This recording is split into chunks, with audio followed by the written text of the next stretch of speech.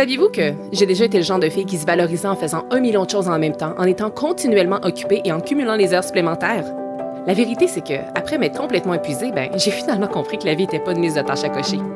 Je m'appelle Émilie Vien et je suis la fondatrice de La Planificatrice. Je suis une experte passionnée en planification, gestion du temps et saine productivité. Et mon rôle, c'est d'aider les gens qui ont un horaire ultra chargé à trouver du temps pour ce qui compte vraiment.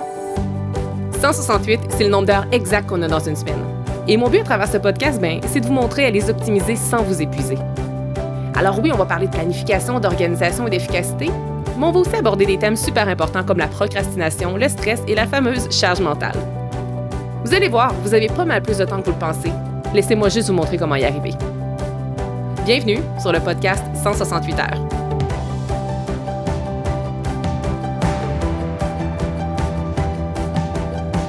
Ce qui est très très drôle avec l'épisode que je suis en train d'enregistrer pour aujourd'hui, c'est qu'en toute franchise, je n'avais absolument aucune idée de quoi j'allais parler. Et il faut aussi que vous sachiez qu'il est pas mal minuit moins une en fait, parce que mon épisode sort le lundi matin, à 3h du matin très précisément, et nous sommes dimanche après-midi. Je déteste enregistrer des épisodes comme sous pression à la dernière minute, mais la vie est faite ainsi et j'avais pas suffisamment pris d'avance. Donc voilà, je suis prise pour enregistrer un épisode à la dernière minute et on dirait que bien que souvent la pression peut créer un petit boost de créativité de mon côté, depuis hier, j'arrête pas de me demander de quoi je vais parler, même que j'ai demandé à mon fils, j'ai demandé à ChatGPT, j'ai demandé à mon chum qu'est-ce que je pourrais faire comme épisode, puis on dirait que toutes les idées que j'avais, ça me tentait pas, je me sentais pas inspirée. Et finalement, c'est ce midi que c'est devenu comme super clair.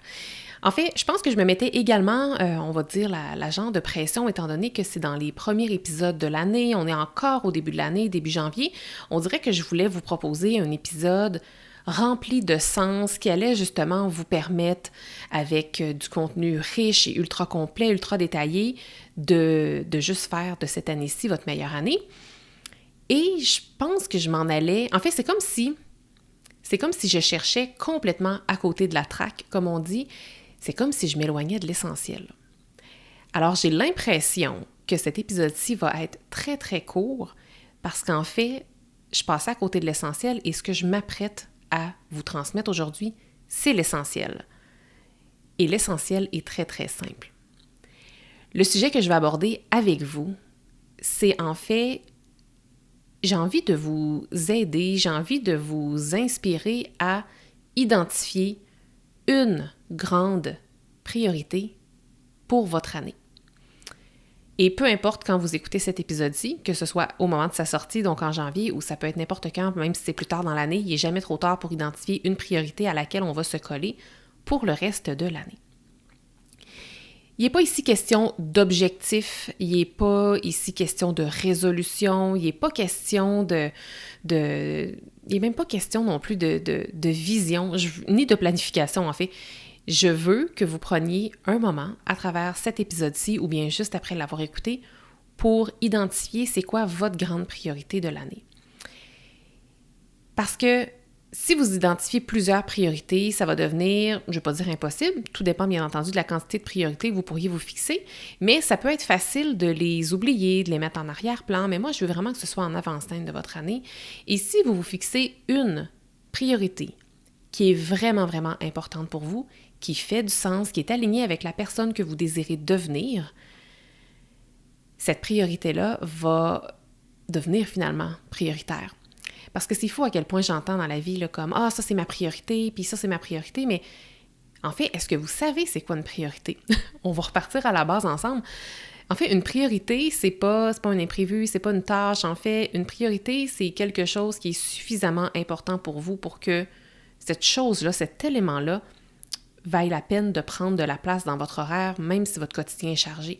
Même si justement vous avez 1000 et un imprévus, 1000 et une urgences, c'est que la priorité mérite d'aller en avant-scène. Et si vous avez plusieurs priorités, ça devient très difficile en fait de mettre ces priorités-là en avant parce que, admettons, là, si vous avez 6 priorités, ça va demander juste beaucoup plus d'efforts, beaucoup plus d'agilité, en fait, pour arriver à mettre de l'avant et à respecter ces priorités-là. Alors que si vous en avez une qui deviendrait, disons, votre toile de fond de la nouvelle année, eh bien, ça devient beaucoup plus facile à mettre de l'avant et à respecter. Alors, c'est quoi une priorité annuelle? En fait, là, encore une fois, je l'ai dit, là, mais je veux vraiment être clair, je ne parle pas d'un objectif, OK? Je vous parle vraiment d'une priorité. Puis une priorité, ça peut être très clair, mais ça peut être aussi un petit peu flouté. Puis c'est pas parce que c'est flou que c'est pas bien. Tu sais, une priorité, ça pourrait être, cette année, je pense à ma santé physique d'abord. C'est très, très large. Mais si c'est votre priorité et qu'à tous les jours, vous vous levez avec cette intention-là de prioriser cette priorité-là, pas 15 autres priorités, là, mais celle-là, vous allez faire des choix différents à un point tel que si vous voulez vraiment que cette priorité-là prenne une place en avant-plan au cours de votre année, que c'est vraiment votre intention quotidienne, plus l'année va avancer, plus ça va se faire de façon automatique au point où ça va pratiquement devenir une habitude.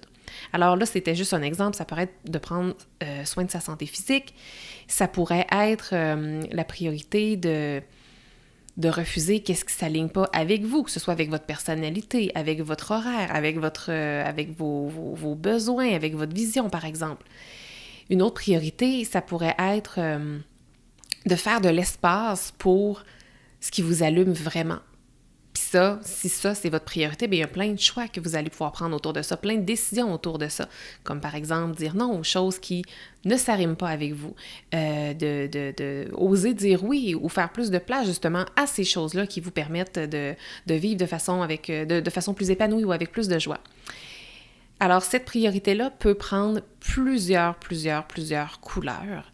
Ça peut aussi être une priorité qui est très claire, comme je prends 30 minutes à tous les jours pour lire. Ça peut être votre priorité annuelle et vous l'honorez à tous les jours, ou à tout de moins à pratiquement tous les jours. J'ai envie de vous partager, moi, c'est quoi ma priorité cette année. En fait, ma priorité de mon côté, je veux vraiment faire de la place. Je veux vraiment faire de la place. Je veux vraiment miser sur l'expression anglaise, là, less is more. Je veux vraiment comme désencombrer de façon générale. Mais là, attention, là, ma priorité, ce n'est pas, par exemple, de faire le désencombrement de ma maison. Parce que non seulement c'est pas mon objectif, mais en plus, ça serait un objectif, en fait. Ma priorité, je le vois un petit peu comme ma philosophie d'année. J'ai envie que mon année, ce soit une année qui est épurée. Ce qui fait que je vais prendre des décisions en cohérence avec cette priorité-là. Comme par exemple, si je vais magasiner des vêtements, bien plutôt que d'aller m'acheter plein d'affaires, je vais peut-être me dire « Hey, tu sais, j'ai cette priorité-là de vouloir épurer, d'être vraiment dans le less is more. Alors plutôt que de m'acheter 4 morceaux de vêtements, est-ce que je ne pourrais pas m'en acheter un qui va peut-être être un petit peu plus cher ou peut-être de meilleure qualité, mais que je vais vraiment avoir envie de mettre et qui, peut-être même qui peut remplacer les autres que je m'apprêtais à acheter. » J'ai l'impression que je vais faire des choix plus conscients aussi dans mes projets d'entreprise parce que je suis très créative, j'ai toujours 1001 idées. Mais si je pars avec l'idée que ma priorité, c'est d'épurer, alors à ce moment-là, je vais peut-être réaliser moins de projets, mais m'investir davantage dans les quelques projets que je vais choisir de créer ou de mettre au monde. Même chose peut-être dans ma façon de manger. Je vais possiblement simplifier un peu ma façon de manger parce qu'encore une fois, je veux comme épurer, Puis après ça, tu sais, par épurer, par less is more, moi, ce que j'entrevois, puis peut-être que vous entrevoyez quelque chose de différent de votre côté, puis c'est parfait ainsi, mais moi, je vois aussi de la simplicité, je vois un certain ralentissement, je vois de la facilité aussi. C'est comme si je vois que la complexité s'éloigne. Je vois que je me réapproprie encore plus mon temps, que je me réapproprie encore plus mon espace et mon énergie. Alors, est-ce que vous voyez un petit peu qu'est-ce que je veux dire par rapport à la priorité? Parce que lorsqu'on parle d'une priorité hebdomadaire ou d'une priorité journalière, c'est quelque chose qui est souvent un élément qui va souvent se cocher, comme par exemple, OK, aujourd'hui, ma priorité, c'est, je sais pas moi, de répondre à tel client ou comme de créer tel rapport ou de faire telle chose, et souvent, à la fin de la journée, on sait si oui ou non notre priorité a été atteinte ou non, alors si elle a été cochée ou non. Si vous connaissez un peu ma philosophie, moi je prône beaucoup avoir 3 priorités dans la semaine, alors 3 priorités hebdomadaires, et bien que ce n'est pas obligé d'être une tâche, souvent, pour la plupart d'entre vous, c'est souvent une tâche, la priorité. Mais une priorité hebdomadaire pourrait aussi très bien être je prends du temps pour moi, je prends soin de moi, bref, ça pourrait être un petit peu plus vague.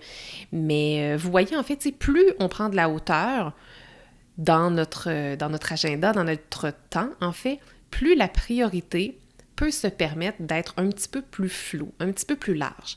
Puis après ça, cette priorité-là, pour votre priorité annuelle, vous lui donnez la saveur et la couleur que vous voulez, vous lui donnez la définition que vous voulez. Comme je vous disais plus tôt, ça peut être hyper clair, hyper précis, puis ça peut se cocher, là. Comme, par exemple, lire 30 minutes à tous les jours, méditer X nombre de temps par semaine. Mais de mon côté, avec la priorité que moi j'ai envie de me mettre cette année, c'est une priorité qui est beaucoup plus large, qui vraiment a le dos plus large, puis qui va s'appliquer pas juste à une sphère de vie, mais comme à toutes mes sphères de vie. Et puis, c'est vraiment ça que j'ai envie de vous transmettre à travers l'épisode d'aujourd'hui, parce que c'est comme si je cherchais le sujet parfait, je cherchais les étapes concrètes à vous transmettre pour les appliquer en plein mois de janvier, pour qu'ensuite de ça, vous puissiez avoir une année super solide. Mais je passais vraiment à côté de l'essentiel. En fait, je passais à côté de la plus grande priorité, le sujet le plus prioritaire que je pouvais peut-être vous transmettre, qui était justement de vous fixer une grande priorité pour la nouvelle année. Et je réitère, encore une fois, l'importance de s'en fixer juste une. Puis vous pourrez vous fixer 5 puis 7 objectifs annuels après ça, c'est parfait. Mais si vous aviez une seule priorité à vous fixer, une priorité qui va vous donner envie de vous lever le matin, qui va vous donner envie d'être honoré aussi. Parce que parfois, on va se fixer des priorités ou des objectifs, puis on n'aura même pas envie de les réaliser. Là, si je vous disais là, de vous fixer juste une priorité qui va littéralement être votre toile de fond de la nouvelle année, ça serait laquelle? Il faut qu'elle soit suffisamment motivante et alignée avec vous pour que vous ayez envie, jour après jour, de l'honorer, cette priorité-là. Il faut qu'elle vale la peine. Alors, c'était juste ça, mon épisode d'aujourd'hui. Mais en fait, je dis juste ça parce que je vois bien que c'est un épisode qui est un peu plus court qu'à l'habitude, mais en même temps, c'était tout ça. Parce que je vous jure que si vous appliquez ce que je viens de vous transmettre, si vous fixez ne serait-ce qu'une seule priorité dans votre année, je vous assure qu'on va se reparler dans 12 mois et que votre année va avoir été extraordinaire et vous allez avoir l'impression de vous être priorisé. Parce que je le sais ce que c'est. On est occupé, on a des responsabilités, le quotidien reprend le dessus, nos responsabilités reprennent le dessus. Ce qui fait que souvent, nos belles priorités, c'est très facile de les oublier ou de les mettre en arrière-plan. Mais si on en a juste une, c'est beaucoup plus réaliste de lui donner l'avant-scène de notre année. Et dernier petit truc peut-être pour vous aider à identifier cette priorité-là et à faire le bon choix, posez-vous la question tout simplement à savoir s'il y avait juste une chose que vous pourriez améliorer dans votre année, ce serait quoi? Ça tournerait autour de quoi? Ou vous pouvez y aller à l'inverse. Qu'est-ce que présentement qui est peut-être lourd un petit peu sur vos épaules et que si vous retiriez cette chose-là, vous vous sentiriez vraiment comme plus léger ou plus légère? Derrière ça se cache peut-être l'idée de la priorité qui veut émerger. Et si vous avez envie, cette priorité-là, j'aurais même envie de vous inviter à l'écrire pour la voir à tous les jours. Si vous avez un petit rituel matinal, bien, ça pourrait être à tous les matins d'écrire cette priorité-là, de la lire, d'en faire une affirmation ou d'en faire des affirmations qui tournent autour de cette priorité-là. Ça pourrait être de vous faire un fond d'écran avec ce mot-là. Et parlant de mots, puis mot, ça peut être une phrase, bien entendu, mais vous pourriez vous identifier un mot pour la nouvelle année qui pourrait être en cohérence avec cette priorité-là. Je vous souhaite, encore une fois, une merveilleuse année. Fixez-vous une priorité et si jamais vous avez envie de venir me la partager, que ce soit sur les médias sociaux, en commentaire à cet épisode-ci ou par courriel, je serais très, très, très honorée de lire votre grande priorité parce que je crois vraiment en la puissance de se commettre et si vous vous commettez ne serait-ce qu'à une personne, même si c'est juste à moi, via un courriel, via les médias sociaux ou les commentaires de cet épisode-ci, vous avez déjà 50% plus de chances de maintenir cette priorité-là. Et j'avais arrêté mon enregistrement, mais je le repars parce que je viens d'avoir un flash. Vous voyez cette priorité-là, je suis déjà en train de l'appliquer en fait, puis je m'en étais même pas rendu compte, c'est pour ça que je viens de repartir mon micro après l'avoir arrêté. En fait, en m'autorisant cette priorité-là, c'est comme si je me suis autorisée à faire cet épisode-là. Pour vous, c'est peut-être un épisode normal, un épisode comme les autres, mais pour moi, il est très différent parce que je le fais vraiment à la dernière minute, quoique ça, c'est pas mon intention, là, de faire ça à la dernière minute toute l'année. Mais ce que je veux que vous compreniez, que je fais pas à l'habitude, c'est que j'ai fait cet épisode-ci sans notes. Je me suis autorisée aussi un épisode vraiment plus court et il a été hyper simple pour moi à créer. Bon, j'avoue que ça m'a pris quand même beaucoup de temps avant de trouver le bon thème, mais je suis comme revenue à la simplicité, je suis revenue à un thème, un mot qui est le mot priorité. J'ai décidé de vous transmettre le tout et honnêtement, ça m'a tellement pris moins de temps qu'à l'habitude. Alors, je suis contente et j'ai vraiment réouvert le micro pour venir vous dire ça maintenant pour que vous compreniez à quel point, quand on prend la décision qu'il s'agit de la bonne priorité, on va l'honorer parfois même sans s'en rendre compte. Alors, je trouvais que c'était un beau témoignage déjà là qui, peut-être, je l'espère, vous encourage à vraiment tout de suite vous fixer votre priorité pour l'année. Et j'ai même un autre petit flash qui me vient, puis ensuite, je vais terminer là-dessus. Votre priorité, si encore vous ne savez pas trop laquelle choisir, parce que là, je vous dis, là, il y a un gros défi, là, je vous dis d'en choisir juste une priorité, peut-être que vous allez vouloir vous en mettre 15. Posez-vous la question de savoir, la version de vous qui est au 31 décembre, la version de vous dans 12 mois, c'est laquelle des priorités qu'elle choisirait? C'est de quelle priorité dont elle aurait besoin pour être la version future qu'elle est. Alors voilà! Merci d'avoir été là. Si cet épisode vous a plu, est-ce que je peux vous demander un petit service? Allez évaluer le podcast 168 heures en lui donnant un 5 étoiles et abonnez-vous pour ne rien manquer. C'est honnêtement la meilleure façon de le faire découvrir aux autres, puis en même temps, ça me témoigne que vous l'aimez. J'ai déjà hâte qu'on se retrouve et d'ici là, assurez-vous de profiter pleinement des 168 heures de votre semaine. À bientôt!